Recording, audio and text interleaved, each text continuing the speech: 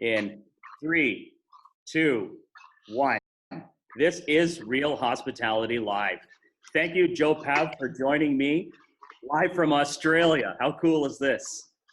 Yeah, pleasure to be here, Rob. Oh, I so want to talk to you about your concept and your history and what your experience is in hospitality and how you've come to build this, to build Spoonfed, and what it's about, who it's for. This is really fantastic. I mean, the cool thing about what you're doing is it's got such application everywhere on the planet. And again, like we've talked about, I think it's great to be able to cross borders and cross continents with hospitality and tourism and what you're doing. Where did you come up with this idea, and what's your background? Well, first off, Jason, thank you for having me on the podcast. It is a long way away that we're located, but the wonders of technology make us seem very, very close.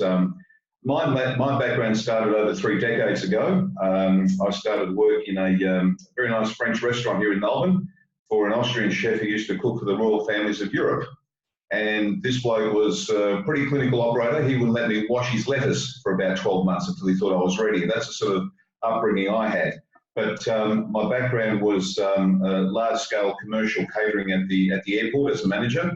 I spent many years operational running hotels, pubs, single unit ventures, multi-site operations, opening them, closing them, fixing them up basically. And also spent a year with Mobil Exxon, opening the first petrol station in Australia that had computerised pump technology. This was way back in 1990. I thought I'd get out of the industry for a year. I was a bit sick of it, but only lasted 12 months in that field. And then when I went back to hospitality, in the early 90s, I was involved with a number of operators opening up CBD-based cafes and restaurants. The very early days of laneway type operations. And about 1995, I was told I was unemployable as a manager in the industry by a recruiter who I respected very much. She said, I asked her, why am I unemployable? She said, basically, you've done everything. I don't know where to place you anymore where you won't be bored. So I went out and bought a 145-year-old hotel in country Victoria, which had been decommissioned. And we set aside renovating this and ran that for 5 years while I did other work as well. I then got into learning and development in the late 90s, early 2000s. And I teamed up with one of the biggest vocational schools in Australia, hospitality schools. And we set up their industry training program where I'd go out on the road and upskill staff with qualifications in the workplaces. And then after that, I also set myself up then as a private vocational college, delivering nationally accredited qualifications up to advanced diploma level. And I spent 10 years doing that. So I've given out about 2,000 or 3,000 qualifications across a whole breadth of different operations, and had the opportunity to see how they work, what works, what doesn't work. But I've still kept operational in that time as well. So I was sitting on both sides, the operational and the learning side. But I also got involved in 2004 in mobile learning, the early starts of mobile learning, using the old Hewlett-Packard PDAs, the old iMate phones, and then the iPhone when it first came out, and developing resources, hospitality resources, to be deployed on the devices. So this is very, very early stages.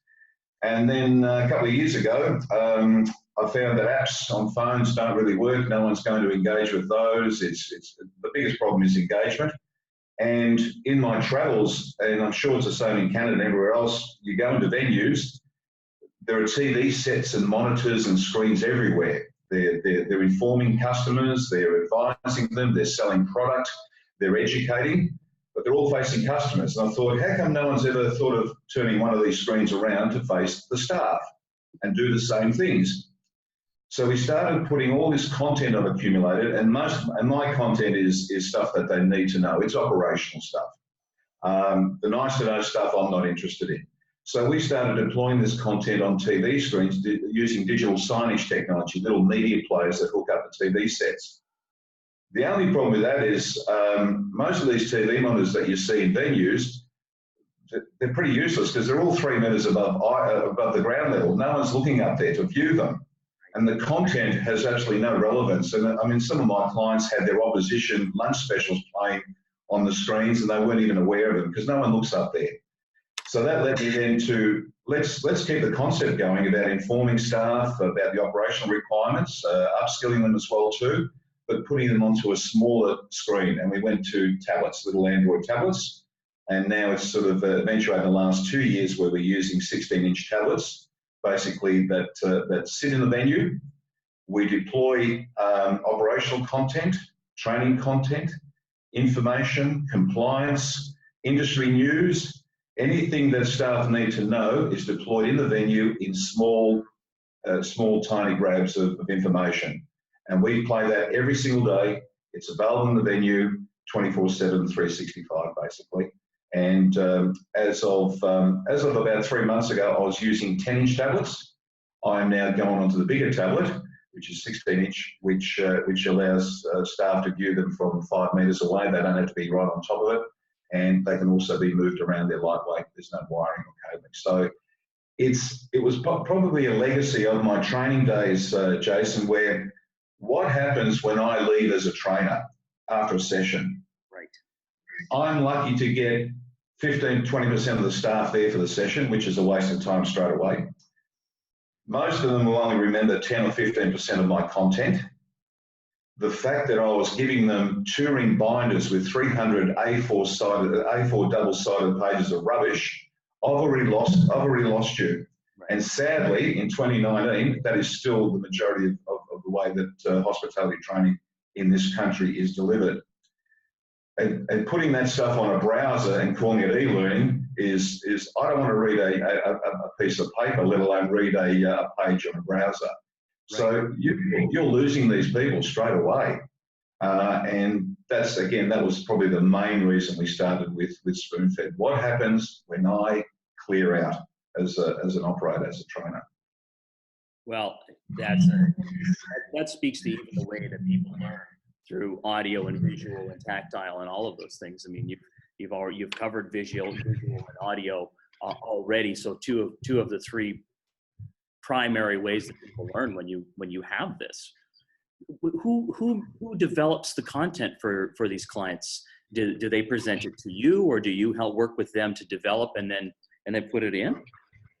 I already have a library, Jason, of over 1,000, about 1,100 of these screenshots, where one screenshot is basically one piece of information, and that's stuff that's been accumulated over 20 years because I used to write resources for these awful ring binders, but I've made the content stuff that they need to know. Nice to know is unfortunately that's 70% of what the learning is today is stuff that's nice to know.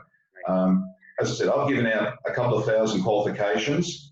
Probably 75% of the people I've given a qualification to, I would never employ in my business because they met the requirements for the curriculum, but they don't meet the requirements for the workplace. And the two are miles apart. The fact that I'm spending 9 months teaching you how to be a barman for a certificate 3, I need two days to get you ready for most of the type of venues that you're going to be getting work in. Right. And that was another issue, just the timing aspect involved in getting information out to people. And in Australia, our issues with upskilling staff are compounded by the fact that if staff undertake any training after hours, normal hours, they have to be paid as though they came into work for that shift. Right. And most of the staff here are casuals.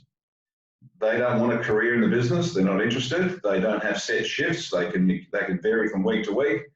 A lot of them are high school kids, tertiary school kids, similar to probably Canada, second jobbers, yep. Transient staff. For me now today, for an operator to get 10 staff in for a 2-hour wine session with me face-to-face, they've got to pay every person 2 hours minimum wages at about $26 an hour, right. Plus superannuation and work cover and all this sort of stuff. So you put nearly $30 an hour per person. Now, anybody watching this in North America, and I'm not sure, just had a heart attack if they're an operator and they heard an hourly wage that you have to pay people. They just went. It's crazy. I mean, you guys just had your Canada Day. Yeah, you just had your Canada Day the other day, which I presume is a public holiday. Yes, sir. On our public holiday, the average rate for just a food and beverage attendant in any type of cafe is about $52 an hour. Now you'd start a fist fight in front of a restaurant for people wanting to come work for that price in Canada. And sadly, most of the staff are getting paid appearance money. I mean, it's and through no fault of their own. Now, through no fault. You mentioned certifications and qualifications, and I know we're getting a little off topic of talking about Spoonfed, but I want to get your opinion on it because you're an expert in this and a pro. What are your thoughts on all these different qualifications from these different organizations that are being sold around the world? And I mean, I myself teach them in colleges at the same time. Of course, I have my opinion, but I'm interested to hear what you have to say and what your thoughts are on them, because there are the American version and there's the Canadian version, and they're selling these to Asia and whatnot, and they're considering them to be educated when they leave with this certificate. But what are your thoughts on really the tangible skill coming with that? The most successful training I've done in my 15, 16 years of doing it hands-on was with non-accredited courses, where the client, the restaurateur, the publican, whatever it might be, was paying for it out of their own pocket, the majority of it. It was targeted at specific skills gaps, and my delivery was very clinical and brutal to get people, all the staff had to attend it. I mean, our business is about standards. It's about standard recipes, measures, procedures, protocols. They're the same as today as they were 40 years ago when I first started. Nothing's really changed in the industry in terms of settings of service. So if you're investing a couple of $1 million into your restaurant or your pub, and you can't find $2,000 to invest in your staff to train it up about the basics of wine, for example, well then that's a real dichotomy that a lot of the operators here have that issue. But to put it into perspective with the accredited learning, with the qualifications, since I've been involved both in my own training company and working as a contractor in industry training, in about 20 years, I've never had one employer call me up to validate. As Jason I've got a guy called Jason here. He reckons he got a diploma from your course. Can you prove to me and validate that Jason's actually done the course? Right. And not one employer has ever checked my credentials as a qualified trainer and assessor either. Right. So that says a lot for here. I'm talking about Australia now. Right, yeah. So that says a lot about it. And as I said to you, the focus is on giving the participants stuff that's nice to know, but industry needs stuff that they need to know. I find it interesting to say that it hasn't changed a lot, and I'm of the same belief where hospitality is still hospitality, and it still comes back to the basics of people want to be treated in a certain way. There's a certain candor. There are certain things that need to be known. There's a certain way that we handle people in the hospitality industry that never change. And I just talk about technology. I just read yesterday a thing that McDonald's is doing, and they're rolling out. Really, it's a must select button on all of their their tablets where you go and you ring in to get your own hamburger. So yes. Now it specifically says you have to choose whether or not you want to add cheese or bacon or whatever to that, rather than having somebody else do it. Which of course I advocate teaching your people to do it and having a personal relationship with the guests, but they've decided that that's too much effort to train these people to do that. So now they've gone and made it a must select button technology. What are your thoughts on that? Oh, listen, I can see certain venues, especially I think the fast food or the quick service restaurants or the fast casual may be doing that, but most in Australia at the moment, we have 46,000 cafes and restaurants, about another 10,000 pubs and clubs. So that's nearly 60,000 of those types of businesses. Right. And they're mostly in suburban shopping strips, small operators, small to medium enterprises, don't have the money to spend in investing in technology and splat screens and touch screens. A few of them use handheld devices for ordering. I just did a quick a quick consultancy for a colleague of mine who opened up a restaurant at a soccer stadium, and they wanted customers to order their own meals in a formal restaurant using QR codes and their own phone. Right. And I thought, absolute unmitigated disaster. Can you imagine 20 orders coming in 2 minutes to the kitchen with the dockets coming out? Right. And unfortunately, with a lot of technology in our industry, there's solutions looking for problems, and rather than problem being rectified. So that's something I had to be very wary about in terms of, am I meeting a problem here? Is my solution Spoonfed actually meeting a problem? And every day I go out, it confirms that there are major issues there with getting information out to the staff, and also management. I don't exclude management, because unfortunately, again, I don't know what it's like in North America, but in Australia, the middle management layer, the assistant managers, duty managers, supervisors, they're probably the most underrated, undervalued, and most maligned group of staff in the industry. A lot of them are glorified caretakers, sadly. Right. And so we're looking now at content to help these guys. I mean, a lot of them don't know what a profit and loss statement is. They don't know the difference between gross profit and net profit. These guys don't want to be sitting in a classroom for 10 hours learning accountancy. Spoonfed, I can show them on Spoonfed very quickly how to cost out a plated meal. You know, it's to get the cost of sales formula going. But and the other reason we put Spoonfed together is you needed some sort of solution that plays in the actual venue where it's most required. And I've got a captive audience. I know my staff are there. I can control them looking at the stuff, and management can use it as an operational support tool for themselves as well too. So different levels of management too. I mean, we talk about supervision and supervisors and managers and duty managers.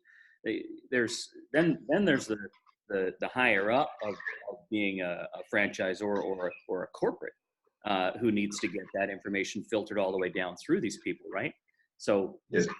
So I mean, I guess the benefit is being able to get that information out in a consistent manner, so that all locations get the same thing and everybody's kind of on the same page. So how would you customize working with a larger organization, like a larger franchising organization, in order to take their materials as well and to customize that?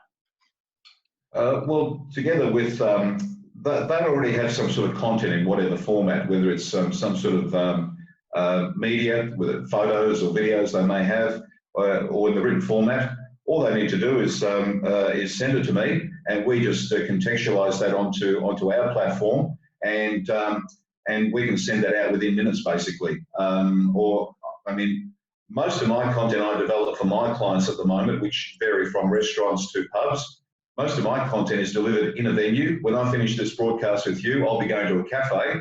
I'll have my phone with me and my little laptop. Most of my content is now developed in the venues, where I see all the good, bad, and the ugly that goes on. I might see, for example, the other day I saw some frayed carpet with staff near where the kitchen entry point was. I'm just waiting for somebody to trip over that and go flying, hurt themselves, hurt the customer, the issues and aspects with insurance and all that, and because nobody looks down when they walk through a restaurant. Right. And there's my first bit of content. I'll take a photo of that carpet, or I'll use an image. I'll put a little commentary there, and that'll be up on a screen to all my clients within a minute, 2 minutes. Right. Now, and that's one way. But in terms of the sorry, Matt. You can do this from anywhere, obviously. I mean, I can do this from anywhere, and if clients want stuff done very quickly, they can even WhatsApp me an image or a quick video on WhatsApp. I'll then take that video or that image, put just one sentence. Spoonfed is about small doses, small to the point doses, which is an art form to try to get that message across very quickly and in that format. And again, within a couple of minutes, that could be sent out. Plus, you don't have to have a library of 12 months worth of content. Content can be built up week to week. I only send out, at the moment, 3 to 4 screenshots of information a day into a venue. I can add 100 if I want to, but that defeats the purpose because it's just too much information for people to take in. It's about 2 or 3 highlighted points, add 2 or 3 every day. By the end of the week, I have about 15 of them running on the screen, and staff can access them before a shift, after a shift, during quiet moments, or management can use my content to do a very quick little coaching session with a cup of coffee each at any table in the venue for 5 minutes, just to reiterate that commentary as it relates to their business as well too. I mean, the beauty of my content, of the hospitality content, is it's universal.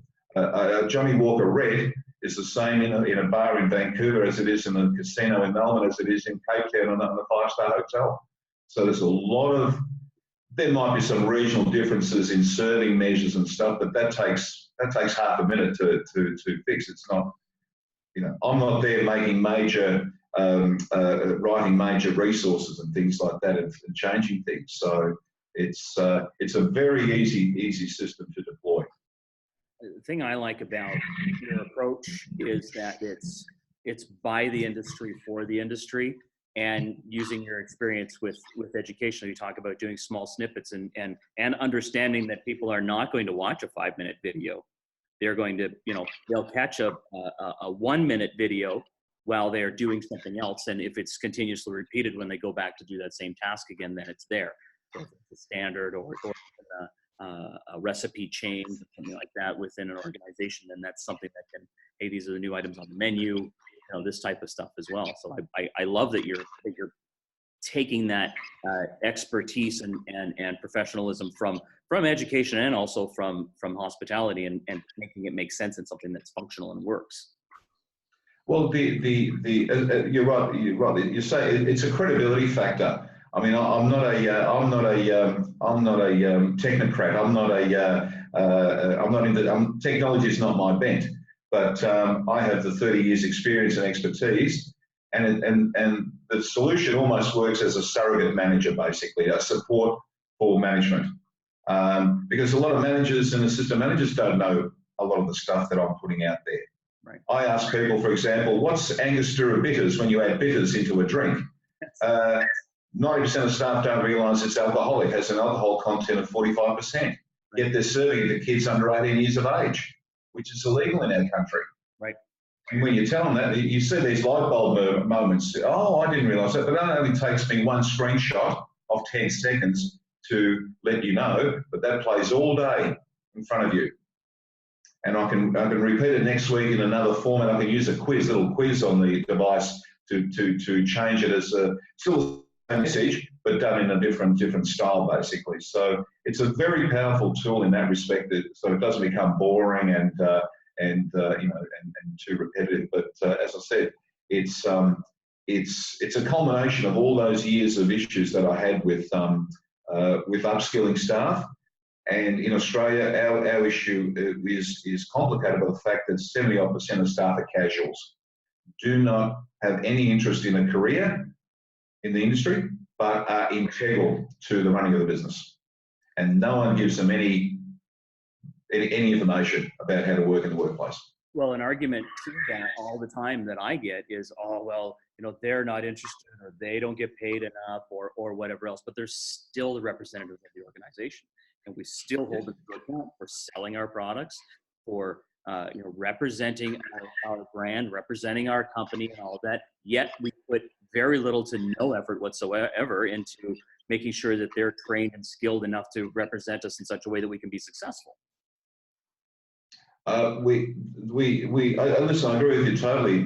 The other aspect is here we're trying to professionalize a career in hospitality for these guys. It's an absolute waste of time, effort, and money. It was casual when I started 30 odd years ago. It's been casual in the interim, and it's going to be a casual workforce in the ongoing future because our industry is predicated on peaks and troughs of business. Right.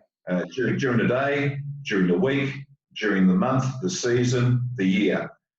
There's very few businesses I know in Melbourne or in Australia that when they open their doors, they are pumping product all day till they close. It just doesn't work like that. Right. There's lulls, and I don't need full-time staff to do that. So the thing has to be accept the fact that they're going to be casuals, They're probably going to work for about 3 to 6 months, 6 months at most, but you've got to give them some toolkit of skills to help in the business. They don't have to know the history of the coffee bean. That's a waste of time. But they do know how much chocolate they need to put on top of the foam on the cappuccino.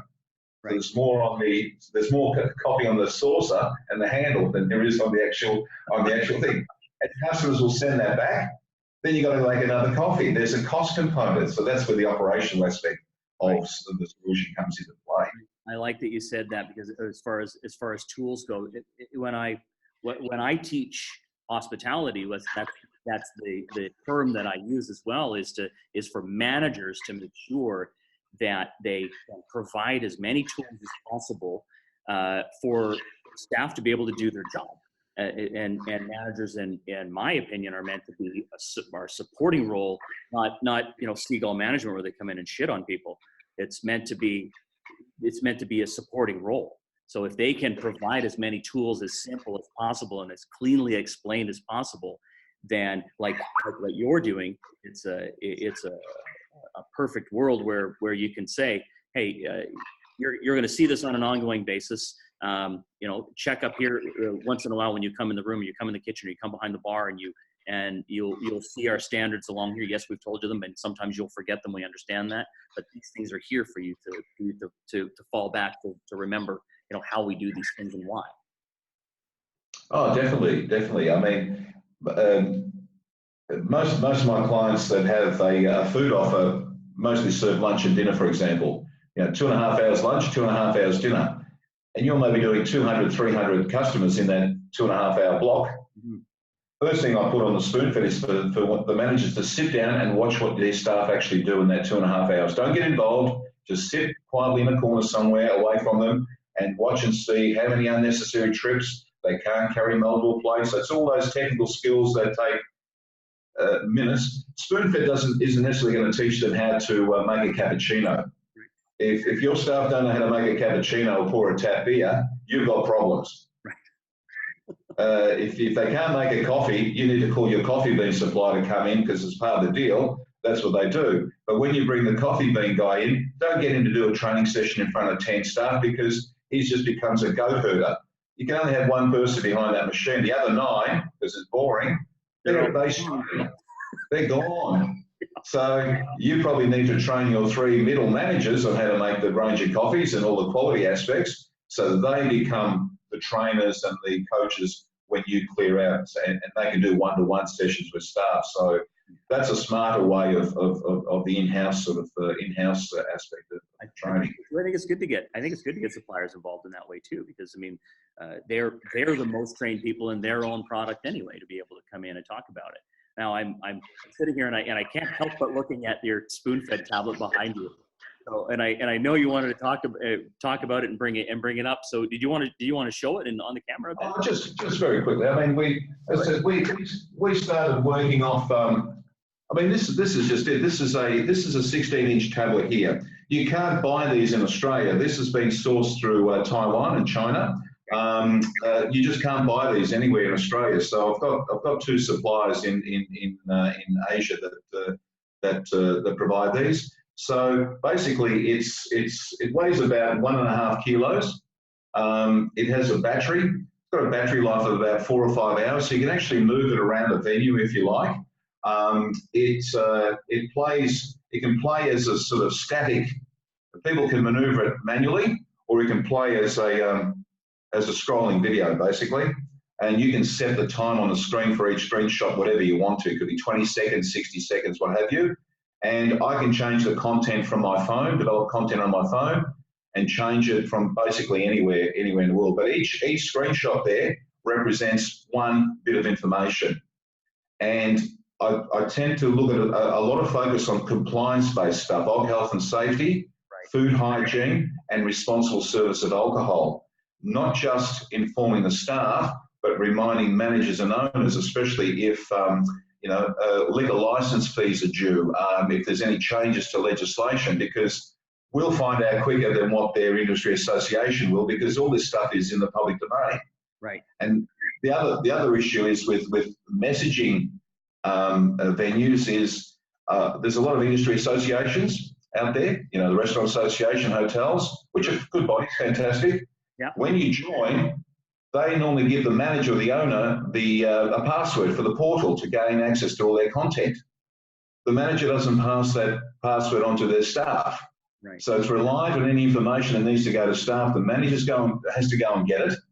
They then have to put into some sort of format to get it out to staff. Normally it's a notice on a notice board somewhere which no one looks at, whereas this thing does it all for them.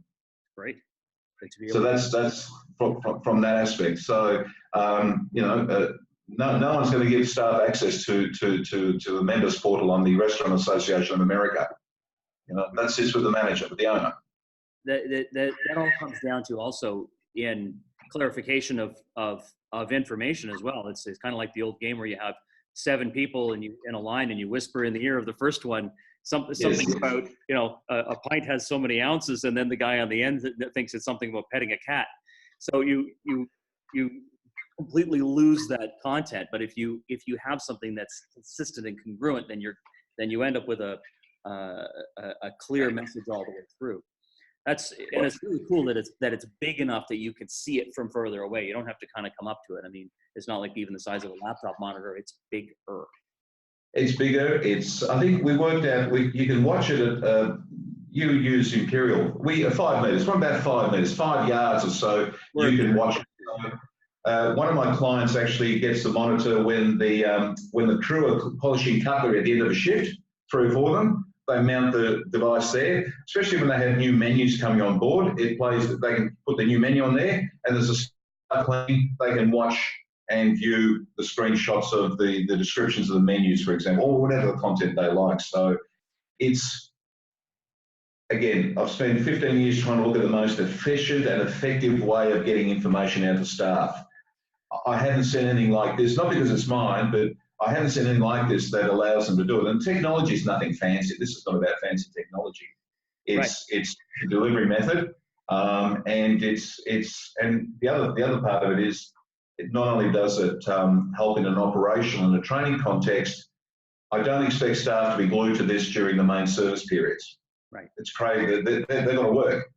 So what we then looked at is, how do you utilise the monitor during the peak periods? So what we did is we put about 20 or 30 little screenshots of content of things like liqueurs, the lesser selling spirits and alcohols. Right. So during service, you turn the tablet around, face the customer on a counter, so when they come and order, you have a selling platform as well to enable if you sold one Drambuie on ice, for example, tonight, that pays for a 2-day subscription of the solution. Well, so it becomes a selling tool. So that's a great idea to do that. I mean, because how many times you go into a licensed place and they've got so many bottles on the back bar that nobody even knows what it is, right? Yeah. It's a great opportunity to say, hey, by the way, we have this. Here's a recommendation. This is what this tastes like. This is what it does. And to be able to sell a product that maybe staff aren't educated about because it's not something that gets ordered all the time. So they can recommend that and get it the hell off the shelf. Exactly. I call those items dust collectors, because you have to have them in a business like a Cointreau or a Drambuie. But as you said, they sit isolated up on that shelf. No one knows the staff don't know what they are. Right. The customer's got no idea. So Spoonfed allows the customer to be educated what it is, what it tastes like, what the alcohol content, how you can actually mix it, how it can be served. And it's up to the venue then to apportion a price for it. It might be, they might want to get rid of a bottle at $5 or something, $5 a shot. Right. Cost them $2. They've made $3 on it for pouring it out into a little tumbler. And that, as I said, that pays for 2-day subscription for the actual solution. So I wanted to make this, the industry doesn't like putting their hands in their pockets either for a lot of training. So I wanted to make this a very cost-effective solution as well too. So we don't tie people up to any sort of contracts. It's a month-to-month scenario, and the base solution costs about $1.60 a day. I mean, it's a no-brainer.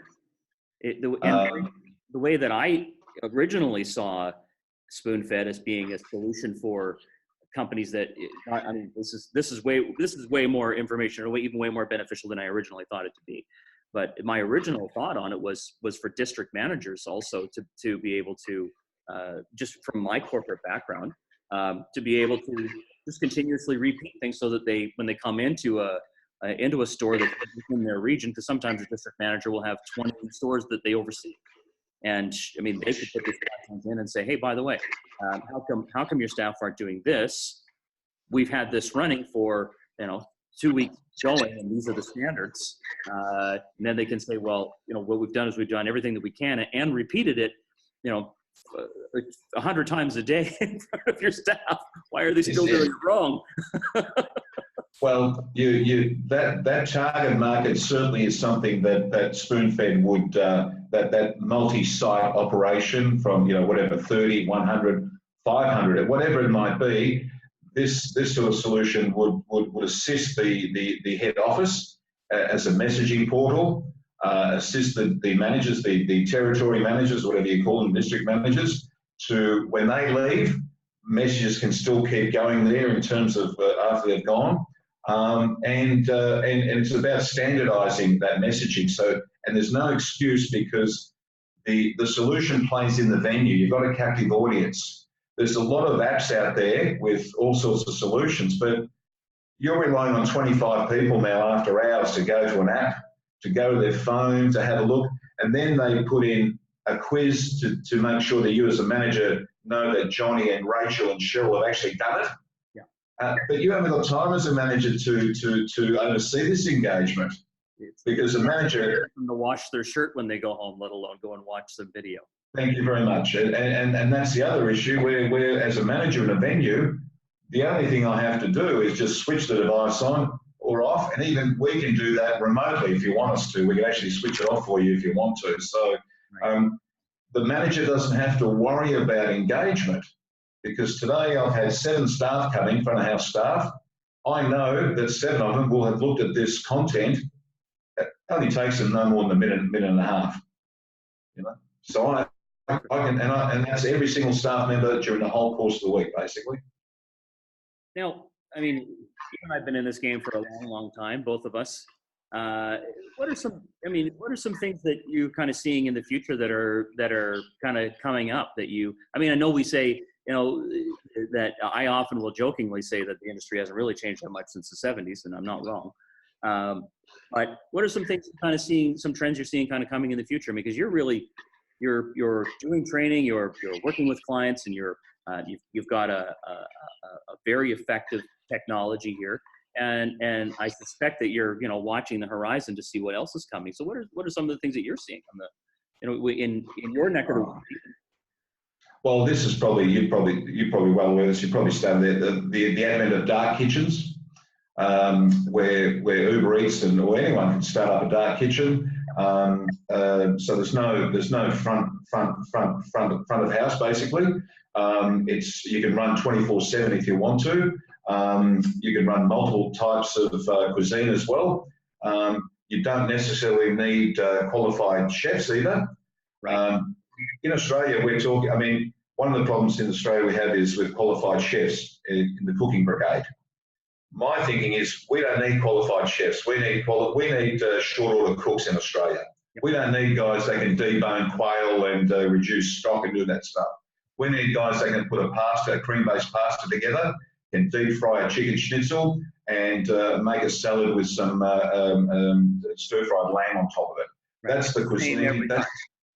And someone that can do that and maybe do a 5-week course in a college, where one day all you make is just chicken parmigiana. That's all you do. One day all you do is just cut onions. So if you do go and get a job, people aren't going to work as 40-hour, 50-hour chefs, but they may work 20 hours on the main shifts. I need someone as a chef that can come in.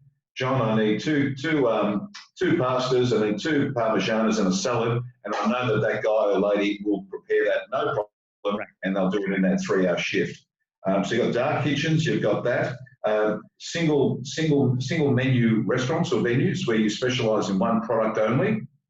You go to Southeast Asia, you see all these vendors on the streets. They're only putting out 2 or 3 items. I'm thinking, why do all my clients here have a menu of? I know in the US entrees and main courses are a bit different, but in Australia you've got I've got 12 starters, I've got 20 main courses, I've got 10 specials, then I've got a pensioner special deal, then I've got a deal of the day. And I'm thinking, and you wonder why your food costs are blown out to 42%. And why your staff can't do it all well. And so that's a real issue with specialising in certain types, maybe 2 or 3 items, and be done with it. The other thing which probably very early days is where a real disruptor, it's already happening in France. I heard someone's got an app where you in your own home will be able to deliver meals for up to 6 to 8 people and charge them through an app. And you'll do a 3-course set meal, charge people $50. The meal at home, this is anyone at home can do it. And people pay you on the app, and they come to your house with their wine or booze, and 6, 8 people at $50, you've taken $400, probably cost you $100 to put it together. You've just made, that's the net, I think that's the net. In Paris, they reckon about 4,000 apartment dwellers do that every week. Wow. That's a thing that makes people off there. You can't even bake cookies in your own house in Canada and take them to the market. You have to be officially certified by the Board of Health. But yeah, it's kind of like the old like a speakeasy restaurant in your own dining room, right? Very much so. I mean, Uber and Airbnb, in a lot of places, they haven't met regulatory requirements, insurance aspects. They're still illegal technically in a lot of places. So, and from my thinking, my experience is most of your house, the kitchens and venues in houses are better than what they are in commercial kitchens in terms of the hygiene and all that sort of stuff. So, I mean, that's looking further down the road. But listen, I still see that there's a need for the traditional front of house and the traditional style restaurants, and there are great operators that have been doing it for 25 years. The menu has never changed. The font on their website hasn't changed for 20 years, but they're all still doing 200 covers a day, $60 a head for beverage, 7 days a week. Right. So what are they doing? And up until about 7 or 8 years ago, if someone wanted to open up a restaurant in Melbourne, came to me, I need some help, Joe, I could take them to about 20 or so venues, cafes, restaurants, with a sheet of paper and a pencil, and they could write little notes of how to do it properly. Yeah. Today, I'm lucky to find maybe half a dozen. Do you think that's because of staffing or because of training or just because people haven't educated themselves on how to even run a restaurant? And I have a joke, but it's more serious where I say, you know, anybody who has, you know, their grandma's soup recipe thinks they can open a restaurant and run it. But once they open, they figure out that there's other things to do other than make a pot of soup. It's a tough game, and there's an aspect of that. There's ego, there's arrogance, there's a lot of people use. The other thing is there's also the other sort of dark side of it as well, where we have an oversupply in Australia completely of restaurants and cafes for our market, for our population. Completely, right. It's crazy. All they're doing is just cannibalising each other's clientele, basically. That's all it is. Yes, our tourism is increasing from overseas, but they're mostly located in the CBD areas where the hotels are and in some of the more normal tourist hotspots. But in suburbia, there's no one in there for the first 3 days and for lunch or dinner in these venues. Can you tell me what you mean by CBD areas? Because I think that's a lot. This is the city area, let's say, where the hotels are. So those immediate environs, yeah, those restaurants and cafes, they seem to be jumping and happening because that's where a lot of the tourism is focused. Sure. And then if they go out to certain landmarks, tourist hotspots, that's where they do well as well. But in suburbia, I mean, at 8:30 on a Thursday night, I've got strips of restaurants where it's the chef, stroking his chin trying to figure out I've got 2 people in here, and the utilities, the electricity bill has gone up 285% in Australia in the last 6 years. Now, do you think that these restaurants, because I mean, yeah, there's been a big increase, and somebody just asked me, actually, sent me an email yesterday, and maybe they're watching now, and they asked me, what do I think about in North America, the same thing happening, this huge increase of restaurants, and do I think that it's a bad thing? And I said, I really don't think it's a bad thing because bad operators are will fall off. Underfunded, undereducated operators will always fall off, and then there will be other ones that come up, and there'll be almost a Darwin effect that happens, and when there will become this almost natural leveling out of the industry. Oh, that certainly will happen, as you said. The natural attrition rates and what have you that go with this. The delivery platforms now, there's a lot of obviously issues now with Uber Eats and Deliveroo. It just beggars belief that now the restaurateurs and cafe owners in Australia are realising that, hey, we're not making any money from this. We're actually losing money by paying them 30 to 35% of what the retail price is, and we have really very minimal control over quality, delivery time, all that sort of stuff, and we're copying all the backlash, and we're losing money, and people aren't coming into our actual our restaurants anymore. So that's going to have to change, I think, the next 2 years. That whole delivery platform, it will still occur, but you won't have as many players, and I think but none of these players have made any money yet. No one's made a profit yet. Deliveroo hasn't made a cent yet. Uber Eats hasn't made any money from it yet. So again, it'll be interesting to see how that pans out. In your opinion, do you think that we're gonna go back to a place where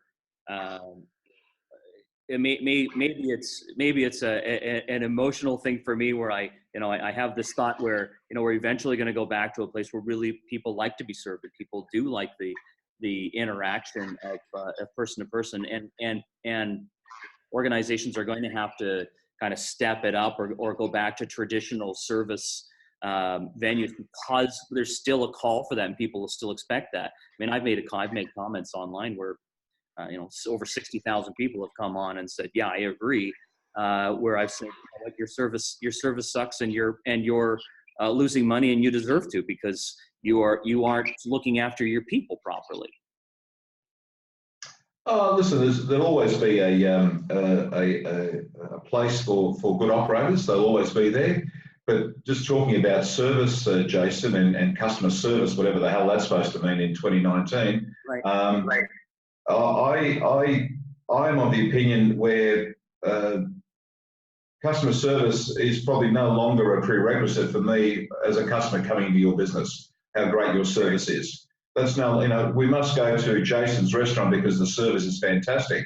And the reason I say that is, if you, anywhere, especially here in Australia, if I took a snapshot, if I took a ladder, a small step ladder, with a camera, my phone, into a cafe or restaurant during a service period, and took a photo of that room and the customers in that room, exclude all the kids under 18 that are in there, that are not working and can't pay. How many people of adult working age in that room as customers come from an industry, a vocation, a profession, a government agency, whatever it might be, where they are delivering great service every day and understand what service is? What do you think the percentage would be in a room? I don't know. I'll be lucky to say 20%, because you go out you go to a bank, you go to insurance companies, you go to anywhere you go. You know what I mean? So the protocols. Well, which industry is delivering great service? We're talking about every single day by every single staff member, because that's what the expectation is from our industry. Maybe I'm a nostalgic romantic. Oh, listen, there are places to better times. I don't know. What I'm saying to customers is, don't try to aim for excellence in service. Aim for good, but get all your staff to do it, and do it every day. Because to try to achieve excellence today is difficult. To maintain it is even harder. And sadly, a lot of customers don't really appreciate it as much as they used to.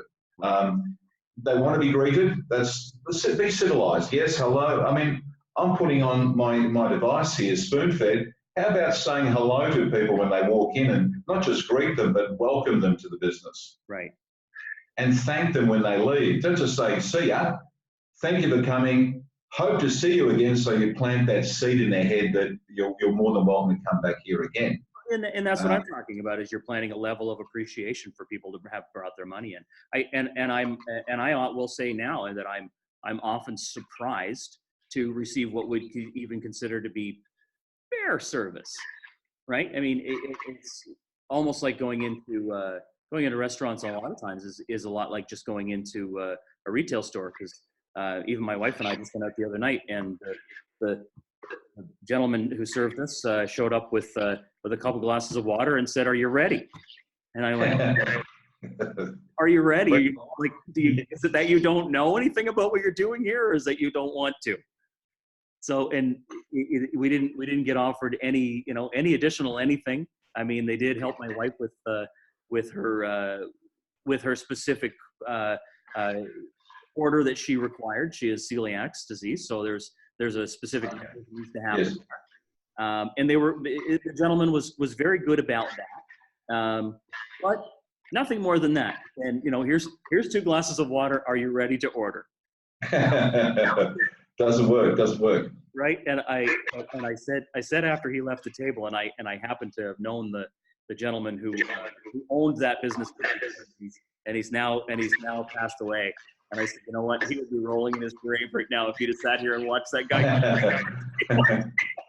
Well, it's you're right what you say. I mean, I sit down somewhere here, and I haven't even sat down on the chair yet, and the staff are plopping free lukewarm glasses of water at me. Right. And I'm thinking, I want a beer to start with. My lovely lady wants a glass of sparkling wine. I mean, I don't want water, especially if it's been sitting in some medicine bottle for the last 3 weeks and it's all got listeria and God knows whatever growing in it. But only the best stuff. And then and then I think to myself, well, I'm not. How can I blame the staff? It's not the staff members' fault. I never blame the staff. Right. Never blame the staff. And just while we're talking about customer service, the other aspect of it is it's been so complicated, that whole concept. If you go to Amazon.com, go to the business book section and type in customer service, there's over 10,000 different titles in English that come up. Right. And if you type in secrets in the title, you get about 420 odd books that come up. Now, I don't know about you, but I didn't think there was so much concepts involved in customer service. So what's happening out there in terms of, there's probably about 4 or 5 things you need to do on a regular basis, and that's it, to do it well. That comment brings me back to asking you one thing about Spoonfed. Are you able to have it translated for clients who maybe have kitchen staff who are not English first? It's interesting you asked that. With as a side project, we just started looking at. I spend a lot of holidays we spend in Asia, the Asian countries, Thailand, Bali, and Indonesia. I've spent the last couple of years going to Thailand on a number of occasions, and we've put together for them hospitality English, if you like, phrases, where it's presented to them in phonetic Thai. So the way you say it in English, but it's done in phonetic Thai. And then I have a voiceover behind it as well too, which plays on Spoonfed. Okay. The problem they have there with English is the staff in hotels and restaurants probably know about 4 phrases. Hello, how are you? Goodbye, see you again.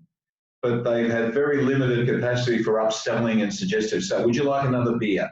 Can I get you a taxi?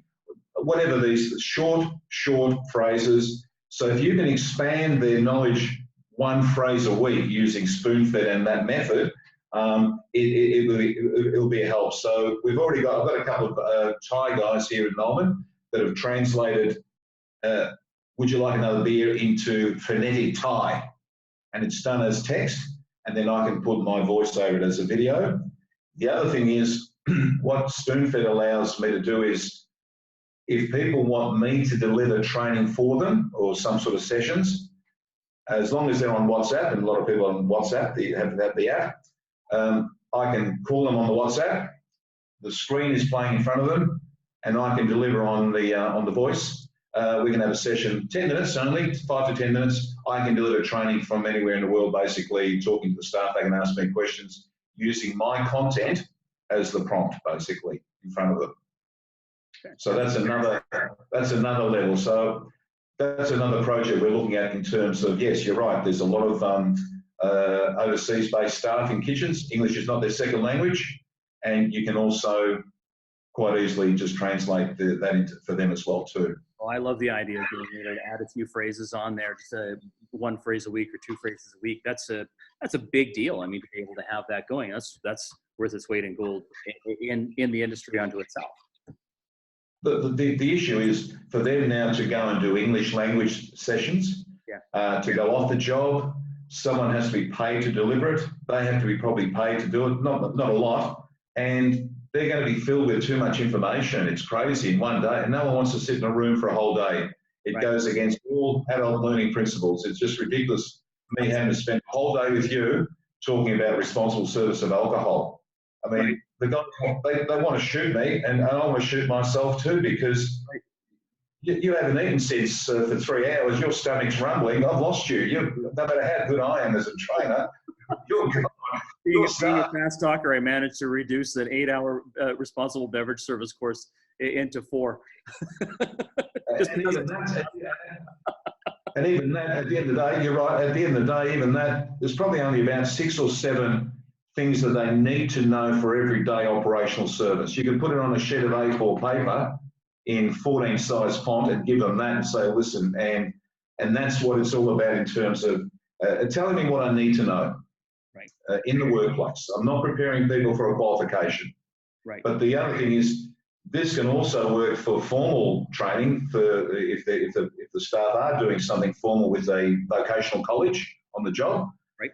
When the trainer leaves, well, they've got some content there that can play when they leave as well too. So it works. I see that as a huge benefit too, even with the colleges that I work with in Vancouver, where it's a great opportunity to have to be able to have Spoonfed running either in a student area or in classrooms where they're going to study, or in even just in the hallways where it's something that they see something new for a week and then they'll see something new for a week, because there are screens up that talk about programs and trips and all these other different things, but they can put relevant content with your services to be able to show that and be able to have these people take some relevant content with them.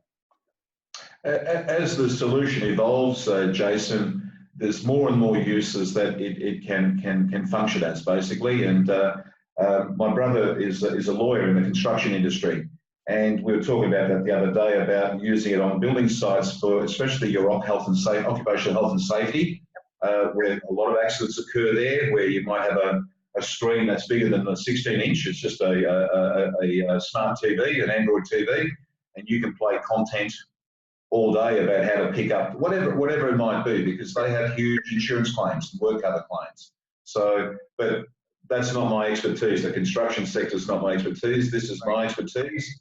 I'm selling content. I'm not selling technology. I'm selling content, operational content. That's the requirement for the workplace. Well, when I designed the responsible beverage program for the province of New Brunswick, and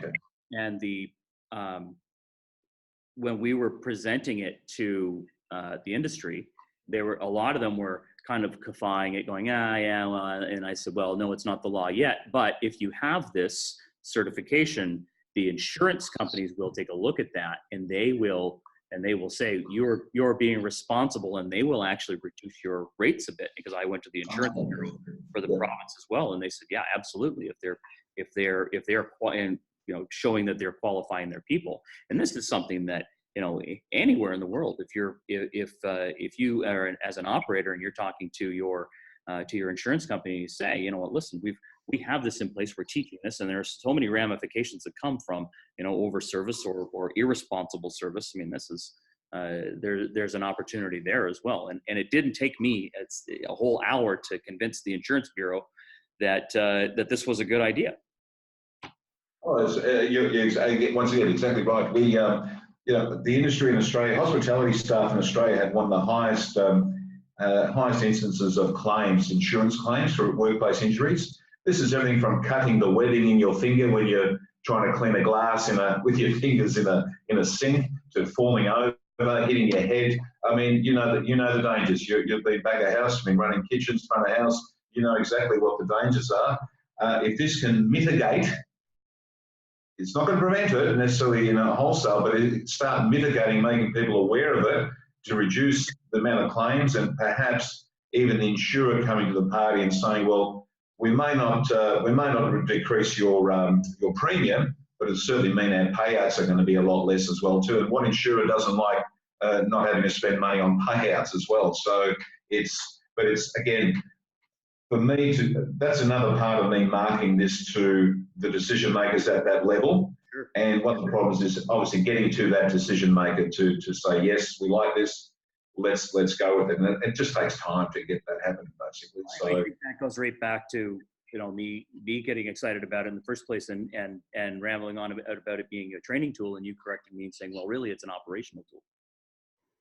It is. At the end of the day, overall, it's an operational tool. It does, but it includes a lot of training content as well too. But it's not there to teach someone how to pour a beer or make a cappuccino. Yeah, if they're not able to do that, then you're already on people. If you can't see that as a manager, and if your customers aren't complaining to you as the manager that your staff can't pour a decent beer, well, you've got other problems. Spoonfed is not going to help you with that side of it. So it is in essence an operational solution containing compliance, training content, information, messaging, whatever stuff you want to get out to your staff. Well, the big news, I mean, obviously you have this available in Australia. It's available globally. We're going to, of course, put Joe's contact information at the bottom of the video. We're going to have this up on YouTube. It's going to be on LinkedIn. People are going to be able to see this video all over the world, and they will. So we're in Australia and the UAE and UK and South America, Asia, the USA and Canada, of course.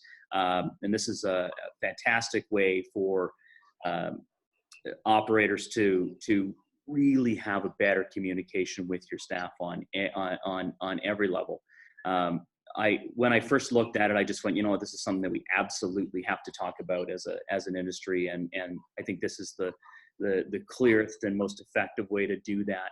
And Joe, thanks for doing this. It's been awesome having you on. I mean, you and I could talk on for hours and hours and hours, and I know it's early morning for you.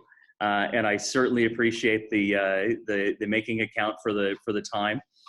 We would normally do this out of Vancouver, but we are on the other end of Canada. And of course, I want to say, while we're still on here, I want to say a big thank you to the University of New Brunswick catering and also the education department for allowing us to do our show here today while we're on the road and going across the country. Meeting new people and doing our show live.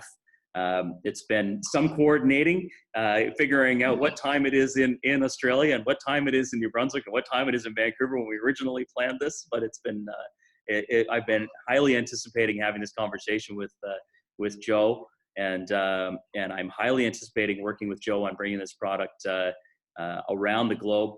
If anybody has an operation where they really need to communicate with their staff, and you're interested in Spoonfed, we're going to have down below Joe's information, his company information.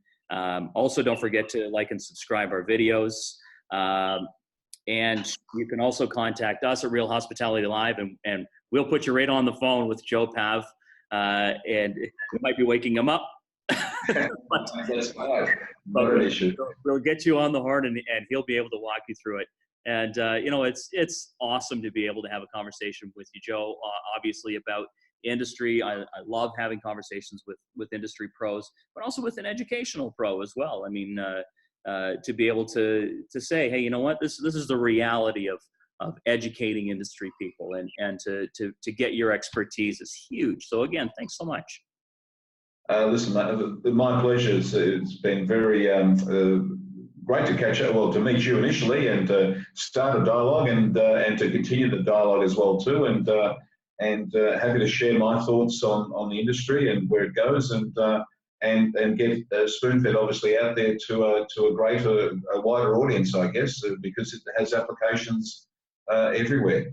everywhere. So, and like I say, it's something that we highly support here at Real Hospitality. We're going to be talking about it a ton. I'd love to invite you back to our panel discussions that we're going to be having in the fall as well, where we're talking about or talking with other industry experts as well, and to bring you on, and we can talk about different regions and what are some challenges and what are some successes in different regions that you found, of course, with your background, and we'll invite other people on as well. So that's of course coming up in the fall. So we certainly haven't seen the last of Joe Pav from Australia, and I expect to be talking about this about Spoonfed a lot. Excellent, great to hear, Jason. Thank you once again for your time and for your support, and obviously the opportunity to get the message across as well too. Absolutely. Well, I'm going to let you enjoy the rest of your day and have a cup of espresso and go and enjoy your day, my friend. Thank you so much again. And all of your information is going to be posted with the video. Excellent. Wonderful. Have a great day as well. Thank you very much for your time. Thank you for listening as well too. Thank you. Bye-bye.